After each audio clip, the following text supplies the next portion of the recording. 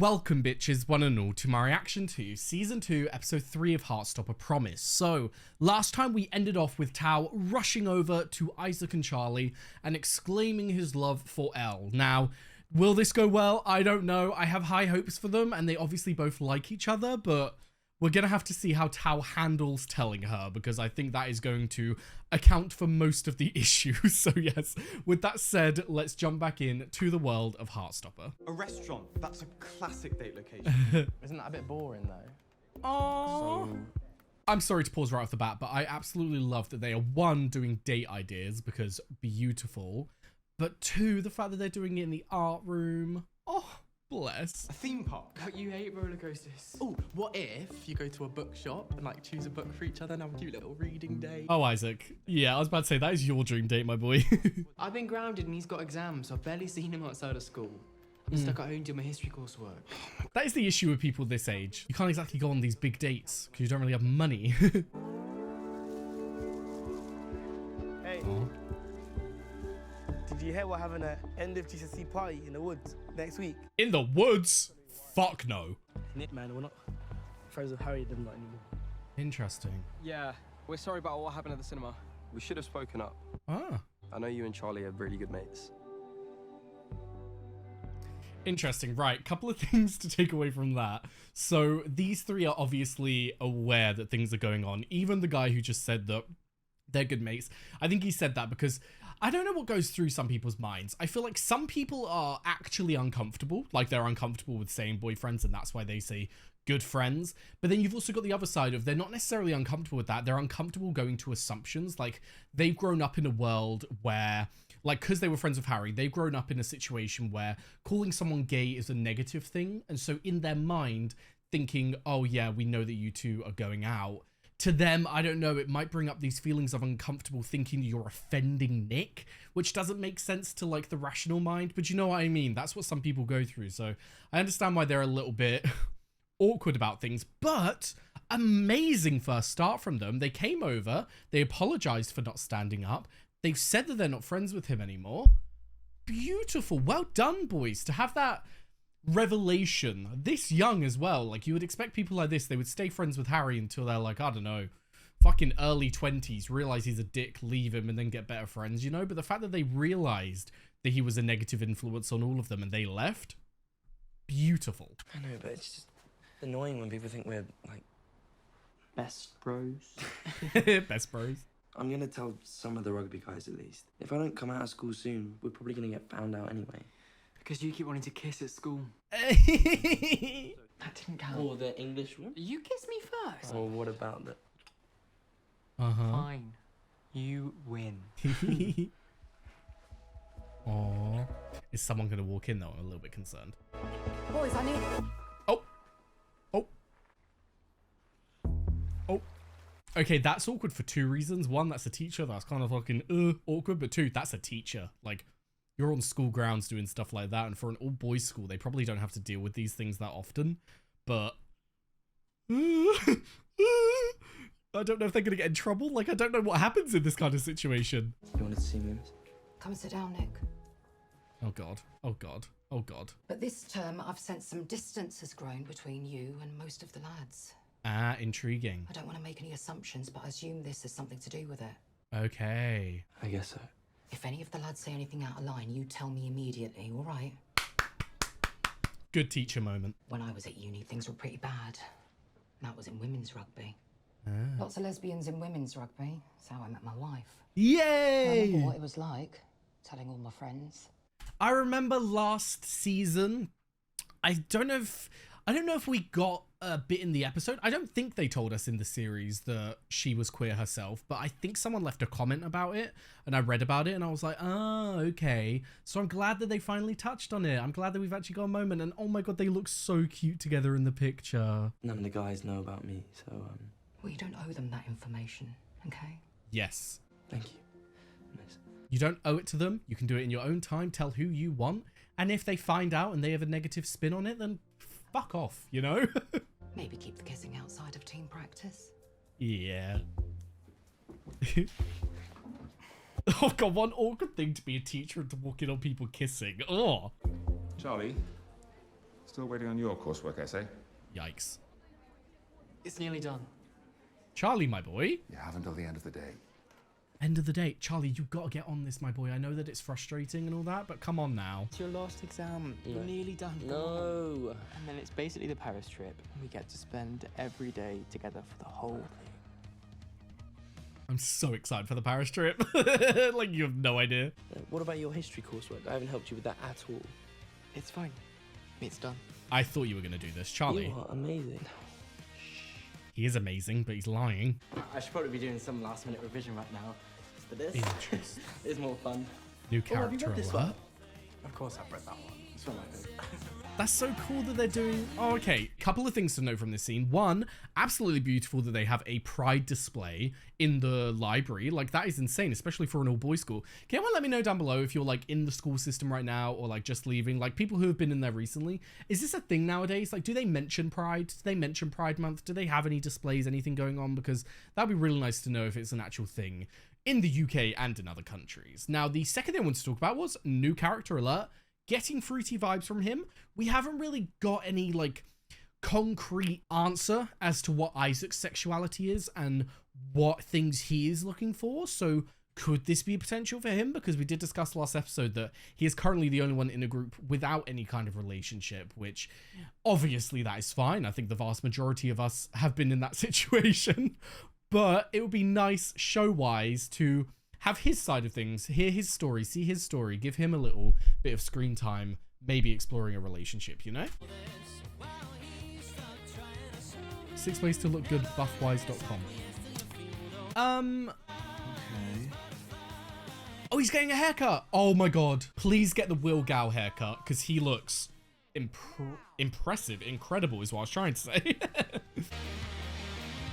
You done it, my boy? And with 5 minutes to spare. Well done, Charlie. End of GCSE's party in the woods near my house tonight. Let's go. Everyone bring your own drinks, yeah? Fuck off. Not you, Charlie. I'm sorry. Oh, I didn't mean you. Unless you're staying for the meeting about the Paris trip, can you all go home now? Can you all go home now? He's like, look, my job is done. Fuck off. You're gonna be so annoyed with me after that. Aww. I love you because of how annoying you are. Aww. Oh. I didn't mean that in an I love you way. That was just a casual I love you. Oh. That's not me asking you to say it back or anything. Oh, God. Yeah. Yeah. Oh, God. Oh. Hey! Oh. Oh, I hated that. That's so sad. Oh, my God. Because the problem is there. I think it's safe to say, I mean, I might be wrong, but I think it's safe to say that they do love each other. It just might be more of a matter of Tara's ready to say it, whereas Darcy isn't, because I don't know a lot of Darcy's background, but she could have a hard time opening up about those kind of things. So maybe it caught her off guard. She wasn't ready to say it in that moment. And so she was like, I got to get out of this. Whereas like she does actually love her, but it's sad because I think Tara's going to take this as a, oh my God, wait, does she actually not love me? Are we actually not at that stage? Because I thought we were. Maybe this relationship isn't what I thought it was, you know? Like, it's gonna have you questioning. So, I'm so sorry that you've gone through this, my darling, but I promise, I could be wrong, but I promise she loves you. Yusuf, on time as always. Nathan, are you also having regrets about signing up for this? It'll be a laugh, won't it? I'm glad that we're getting more of the teachers. Hey, Isaac. Oh, hi, James. I was just thinking, did you want to come to that end of exams party tonight? Oh, God. Ooh. Yeah. Okay. Isaac going to a party? I could come out at the party to some of the rugby guys, so if it goes badly, we could just leave. Oh, Nick. Okay, everyone. Okay, bless Nick that his mind immediately goes there.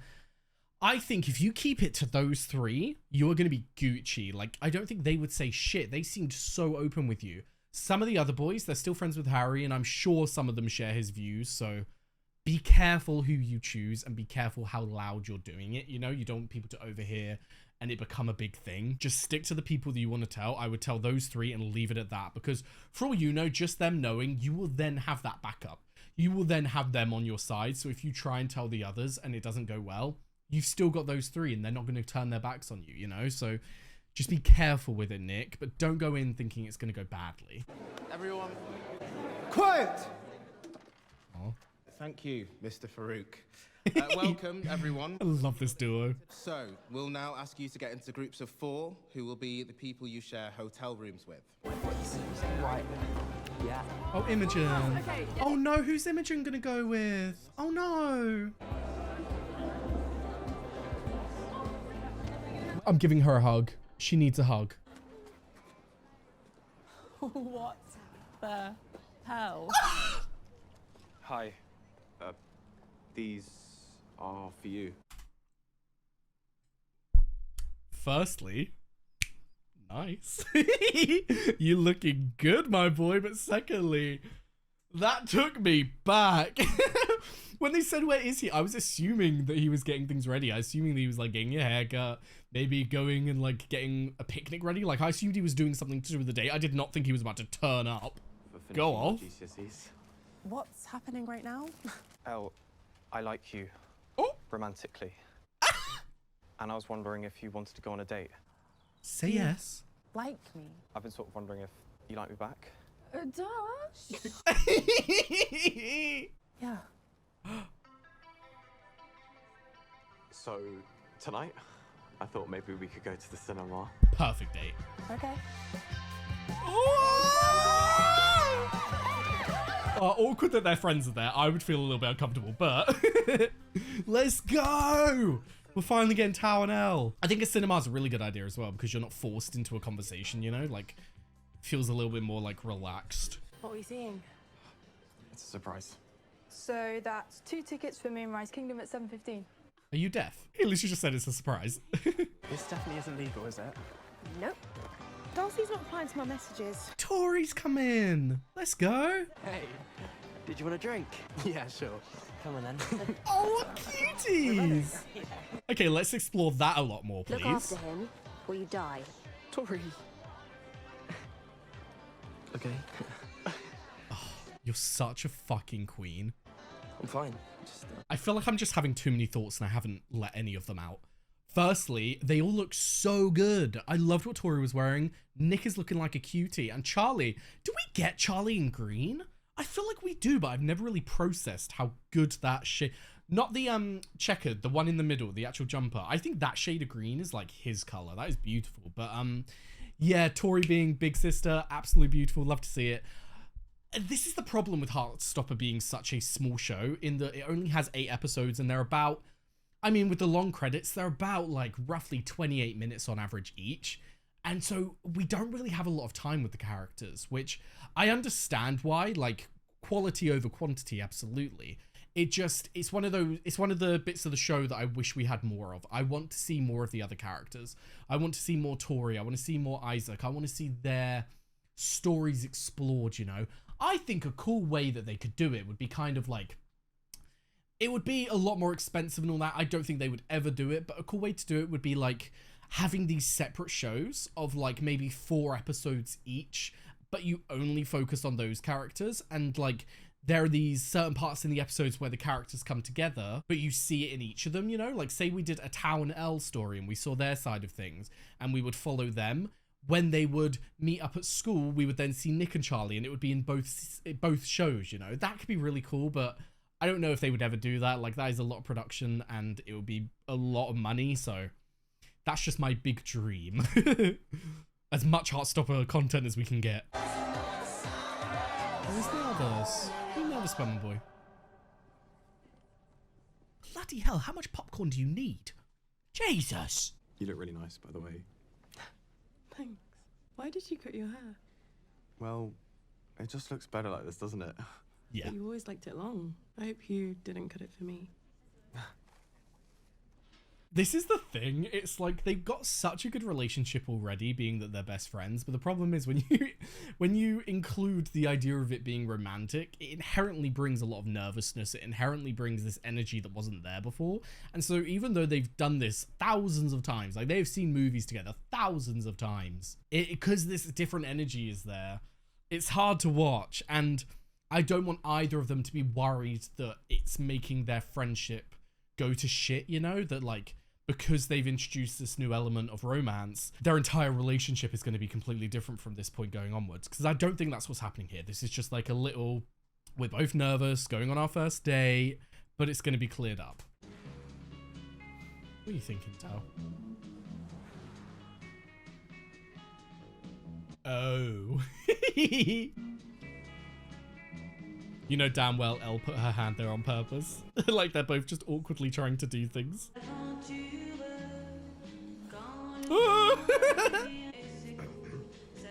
Oh. I don't think you should have retracted, but we keep working on it. We'll get there. The good thing is they're both as awkward as each other.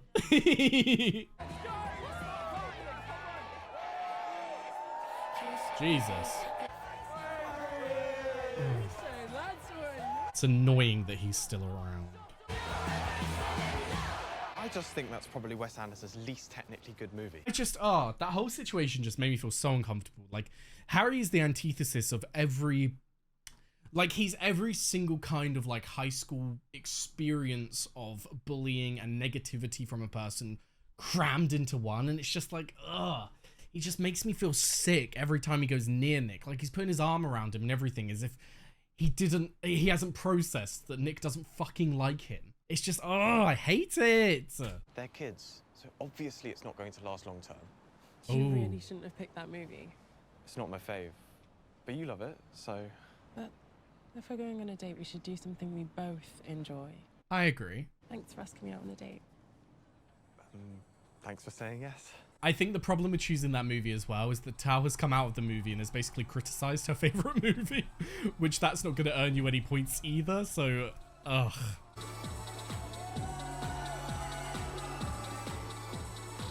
I didn't know you invited them. Oh no. I don't understand what I did wrong tonight.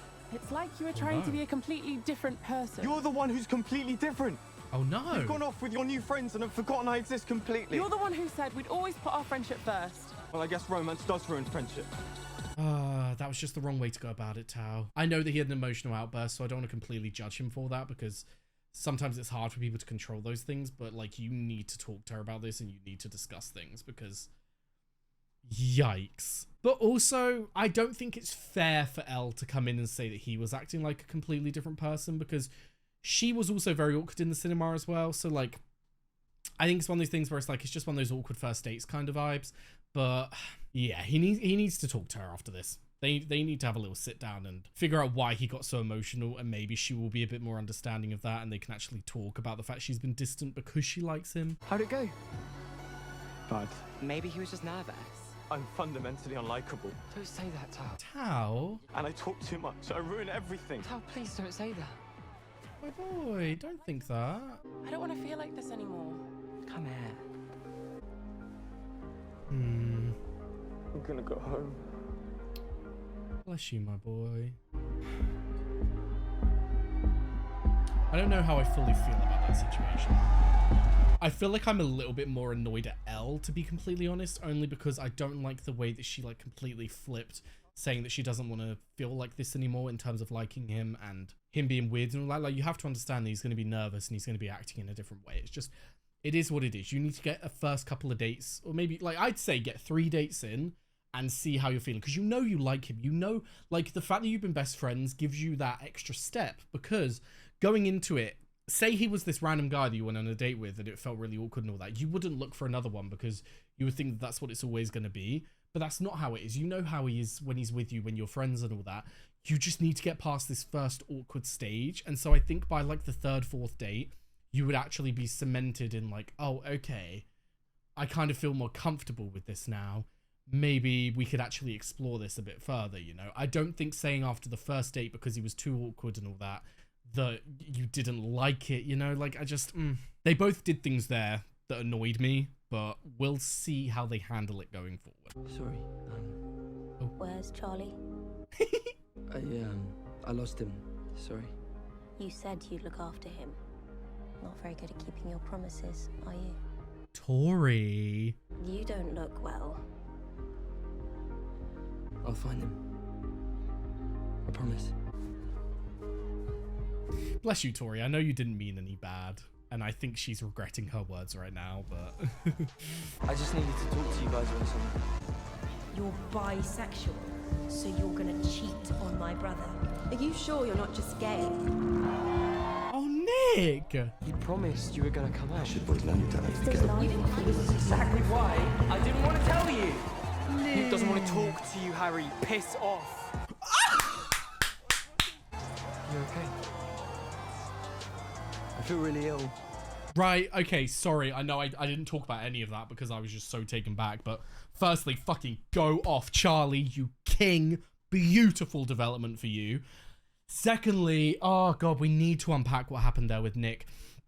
I'm going to go back and we're going to look at all of the words said. I will probably, because this might take a little bit, I'm going to put down the timestamps below of like, if you just want to skip this section, but I just want to go over those thoughts in his head to see how he's really feeling, you know. Bisexual can cheat on my brother. That is a common biphobia thing. People just, I don't know, they feel like because you can be attracted to boys and girls, you're just suddenly more open to cheating. I think at the end of the day, if someone's going to cheat, they're going to cheat. It doesn't matter how many fish are in the sea. They're going to find them and get with them, you know what I mean? So you need to get past that thought, Nick, but I know that it's society putting it on you. That's the thing that sucks the most, is that getting the vibe from his brother, with his brother saying, are you sure you're not just gay? Like, if you're gonna be, what did he say? He said something like, if you're gonna be with him, at least be honest about it, like being gay and all that, because he said he was bi. Fucking ridiculous. But then combine that with the fact that Ben was getting down on Nick and saying you're just like me because you're not coming out, and he knows that that physically like fucked with Charlie so much, the fact that Ben was keeping him a secret. But like we've talked about before, Nick is not behaving the way that Ben did. Ben was scared to come out because he fucking hated himself. Like, that is where all of Ben's negativity comes from. He hates himself for being, I don't know if he's gay, but he hates himself for liking guys. And it comes out in a negative energy that makes him be fucking horrendous to everyone, and no one deserves it, but that's just where it comes from within him. That's not where it comes from with Nick. Nick is scared to tell people because he doesn't want people to not like him. He doesn't want people to be mean to him. He doesn't, like, it's a common thing to not want to come out because you're scared of people's reactions. That's normal, but he's fucking trying. He's putting so much effort into trying to work on his mindset to get to the point where he is comfortable to tell people. And like, the fact that he's already told his mum and he's trying to tell these rugby lads, like, go the fuck off, Nick. Those are amazing first steps. So it's just frustrating that all of these negative influences have caused him to get so fucking anxious in his head and so scared of telling people. And it's just like, oh, fuck all of you. I'm taking you home. Good job, Charlie. $3. Oh, you're a star. Oh, bless. Do you mind if I stay for a bit? Just to make sure he's okay. Of course, darling. Not past your curfew, though. I don't want to get you in trouble with your parents. Oh, I love her so so lucky to have you, Charlie. Choosing Olivia Colman for this role, top tier decision. Fucking love her. Time to snuggle up. I made you tea.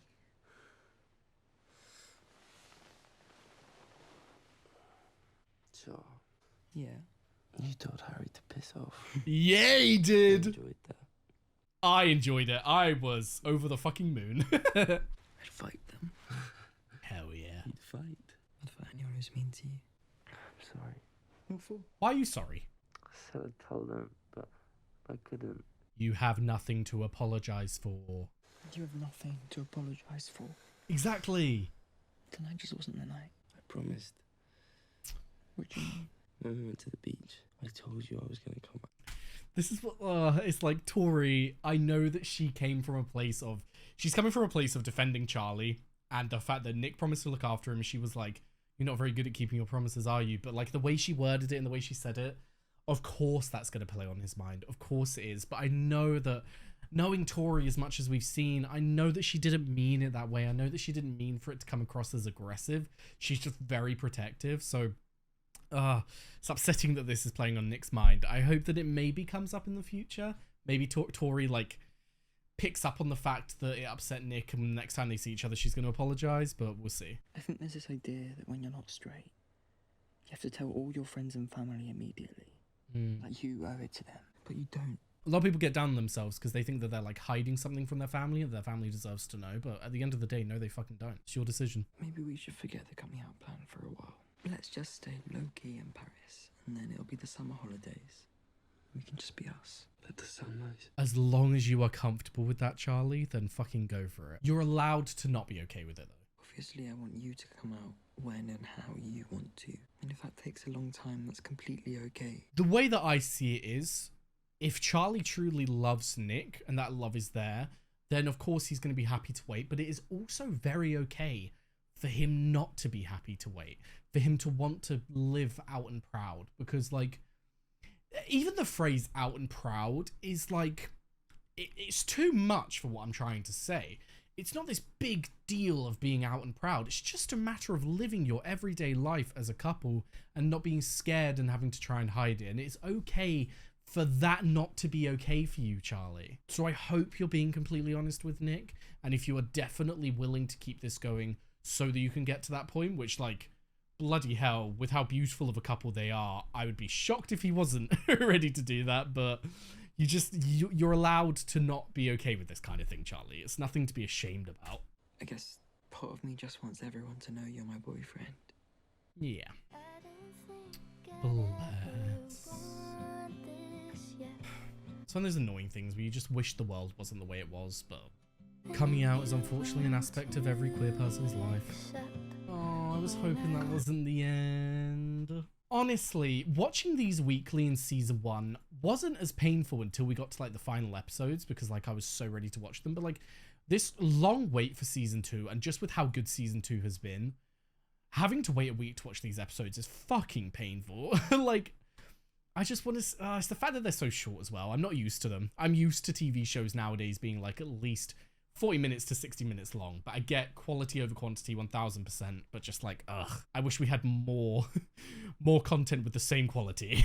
So yes, there we have season 2, episode 3 of Heartstopper, and that was a fantastic episode. We got to explore a lot of people's storylines this episode, which was nice, because I've been wanting to explore Isaac, and I've been wanting to explore Tao and Elle a lot more, and the fact that we actually got to see that this episode was great. Obviously with Tao and Elle it didn't go to plan, but I think they're gonna have a lot of high feelings at that moment in the night after their little argument, but hopefully once they wake up in the morning they're gonna both realize what happened. And the fact that like just because Tao was nervous, and I think Elle was nervous as well, I don't think it's fair to say that it was all on Tao. Just because they were nervous does not mean that they will never not be nervous, you know what I mean? Like, they're gonna get to a stage in their dating where it's not gonna be a big deal. It's not gonna feel like a big deal anymore. It's gonna feel more natural to go on these dates and all that. So they just need to get past that awkward part. Don't base the entire potential relationship on those dates, you know? Like, this isn't gonna be your life for the next few years if you get together. It was just because the first date he was acting a bit weird, and that's to be expected, you know? Just deep down, Elle, you know how Tao is. You know who Tao is. So rest assured that he will go back to his self once you've, like, got through this awkward early stage, you know? But in regards to what Tao said to Elle and all that, he went into it way too emotionally. He basically blew up in her face, and of course she's not going to react well to that situation. He is still scared, confused about the fact that she has got these new friends, thinking that, like, she says that she likes me, but maybe she actually doesn't like me, because, like, we've just gone on this date and she didn't really show signs of liking me. And then the fact that she's gone and got these new friends recently, hasn't been talking to me, like, what's going on? So they need to have a conversation where Elle tells him, look, the reason that I've been distant is because I've liked you for a while, and I've been trying to not like you because I didn't think you liked me back. That will solve a lot of those insecurities going on in Tao's mind. So until they have that conversation, I think that there is always going to be this rough patch. Now, we did get a couple of storylines that weren't explored much. The first one being Isaac and... fuck, what was his name? Why am I so bad with names? Right, James. I believe his name was James. So we got some Isaac and James scenes, which were really nice. Been wanting to explore Isaac for a while, so fingers crossed we get a lot more of that.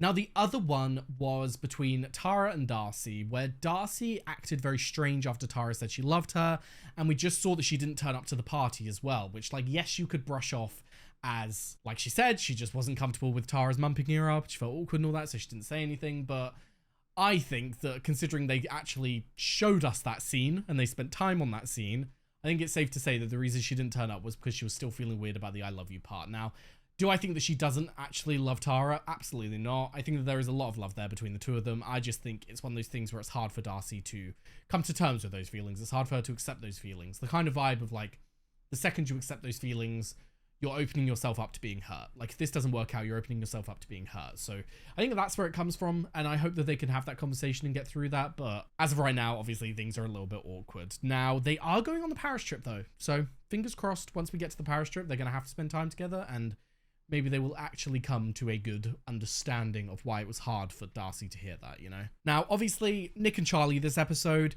Nick is going through a lot of anxiety and a lot of scared emotions of just like being terrified about coming out and how people are going to react and all that.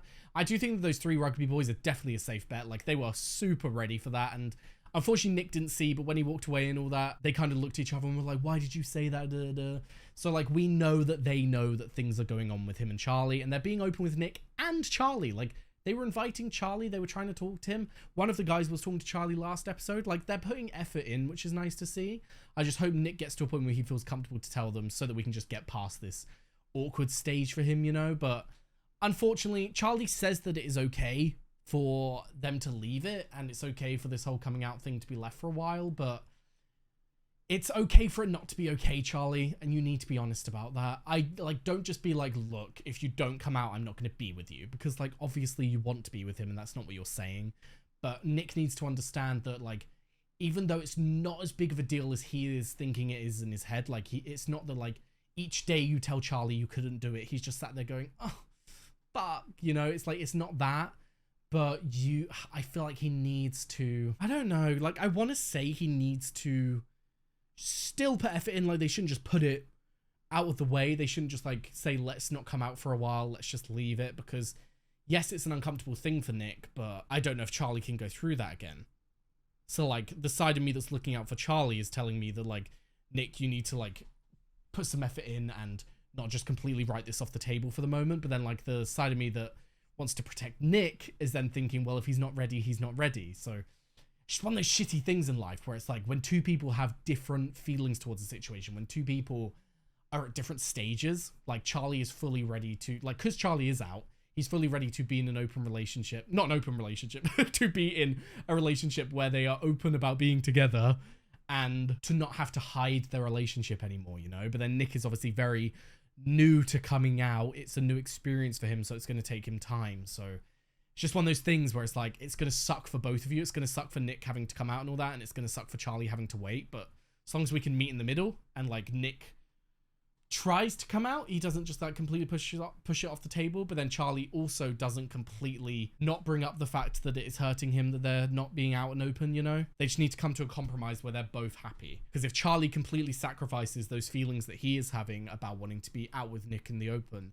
it's going to start to weigh on him a lot more, and it's going to start to bring him down. So we just need to come to a happy medium, you know? But yeah, like I said, overall, fantastic episode. I do like how, I don't know like a correct word, mature? I think mature is the correct word. I like how mature the new season is. I like how we're exploring topics that, don't get me wrong, absolutely adored season 1, and it's what it was meant to be. It was meant to be this beautiful coming of age love story where like these two guys fall in love. You see the beginnings of their relationship, and it's beautiful and it's pure and it's sweet and it's heartwarming. But if it's only those things, if we never explore other things, eventually as the seasons will go on, it would start to feel unrealistic. It would start to feel like we're watching, it'll be too happy, you know? Like, life isn't that easy, life isn't that sunshine and rainbows and daisies, all of that, you know? So I'm glad that we're exploring these more mature topics this season. I'm glad that we're showing that like, you can have this amazing relationship without it being picture perfect. Like, no relationship is picture perfect. So love that we're exploring these things, and we're getting to be a lot more, like, we're getting to the more in-depth feelings of these characters and their struggles, their insecurities, what negatives go on in their own mind. Absolutely love it, and I hope we explore more as the season goes on. But for now, thank you very much for watching. I've left a link down below to my Patreon. Be able to find the early and uncut reactions to Heartstopper and all the other shows that I do. I've also left a link to my Twitch, my Discord, and my socials, so be sure to follow them if you are interested. And Jess, thank you very much for watching, and I hope to see you next time. Bye bye.